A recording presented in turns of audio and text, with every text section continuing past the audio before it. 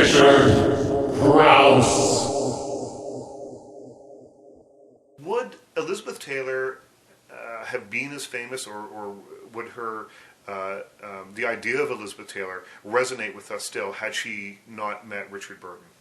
You know, that they became a love story for the ages. Because when I was younger, and sorry to interrupt, but when Yeah, I was sure. younger, I hadn't seen kind of Hot Tin Roof or any of these movies, but I knew all about them. And I would imagine, Burtons, yeah. it would be, sort of like the idea of never having seen Angelina Jolie or Brad Pitt on screen, Right. but you still know it's them. unavoidable that you know Yeah. about their lives, and that was the situation with them. You know, the Burtons, as they came to be called, or Liz and Dick is what the tabloids called them.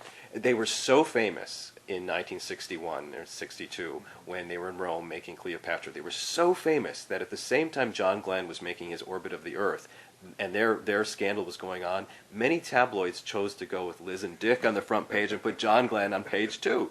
That's just how much interest there was there. So, you know, that's that kind of fame was unprecedented. And I think in many ways Richard Burton pushed Elizabeth Taylor. He pushed her to do Virginia Woolf. And so artistically, creatively, he pushed her. But I think we also began to see the passionate side of Elizabeth Taylor. She could have hid in there, could have been a big scandal about that, but she stood up and said, "Listen, I'm sorry that people may have been hurt." Both she and Richard Burton were married, so but she stood up and instead of apologizing, they were honest about their relationship, and I think people responded well to that. Yeah. It's funny because to sort of jump backwards a little bit, when you're talking about how she liked a life of luxury, I was thinking of the story in here with Ernest Lehman, and she was just like shamelessly dropping hints about the emerald necklaces and things that she wanted, and yet people didn't turn off on her. No, that's what's so.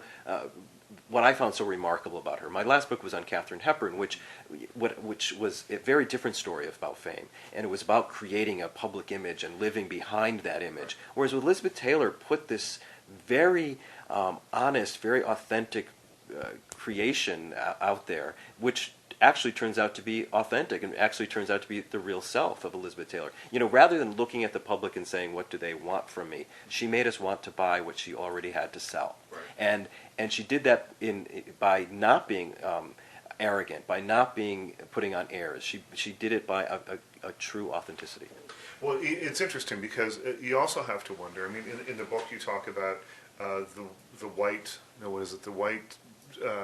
Kind of a Hot Tin Roof. What she's wearing. The slip. The slip, which was Right. made her a very big star. Oh yes, right. Oh, definitely. And I just wonder, had she not looked like that? Had she not looked like Elizabeth Taylor? Yeah. Well, it might have been a different story. It might have been a different story because the Elizabeth Taylor's looks from the time she was a little girl served her very, very well. Someone says in the book here something like she was only 13, but man, oh well, man, it was like that's inappropriate. The story goes to her making Jane Eyre. She has a small part as she's a little girl, and and Orson Welles is watching her shoot the scene, and he's mesmerized, and he turns to his assistant and says, "Remind me to be around when she grows up," because he just knew that this little girl was going to be gorgeous when she grew up. Wow. Yeah. What was your attraction to Elizabeth Taylor? When did you decide to spend, I would guess, a couple of years at least of your life working on a book about it? I have to actually say it was my editor's idea, because after I did my book on Katharine Hepburn, he said, let's keep exploring this idea of fame. And he said, what better model to use to explore stardom than Elizabeth Taylor? And at first I was a little reluctant because I've been, 15,000 books on Elizabeth Taylor. But when he said to me, let's call it How to Be a Movie Star, the light went off in my head, and I said, okay, I think I can tell a story that's a little bit different here, that kind of gets behind the scenes and explains how she did it. And rather than just kind of chronicling the same old story, to kind of look at it in context and see the broader picture. All of those marriages, all of those health crises, while real enough, served her very well, and the people around her perfected the art of using these personal experiences to create a star public image. Well, it's interesting because she, in the early part of her career, well, for most of her career actually, she was managed by a studio, right. And her image would have been, and I mean, I love the idea that you have to grow 3 or 4 inches, right, and right. they said, well, she ate a big breakfast every day, and she grew 4 inches. She grew. Yeah. Just the kind of nonsensical kind of story that would pop up in Hedda Hopper's column or that kind of thing. But beyond that, though, I mean, she really kind of set the template, though, for living a life in public that still is adhered to today. Every star who has come since, whether it be Madonna or Britney or whoever, has taken a page from her book, Yeah. Whether they know it or not. Whether they know it or not, exactly. They've none of them have done anything that Elizabeth didn't do first. She kind of took what she had learned at MGM in the very controlled studio system and took it into a more a different kind of Hollywood, the new Hollywood, where you had to pretty much manage your own career and you had to create an interest in yourself beyond your movies, and she learned how to do that very, very well. And you're right. Everybody since has attempted to follow it. Because before her, I think back to people who were enormous stars. Charlie Chaplin was probably the most famous person in the world.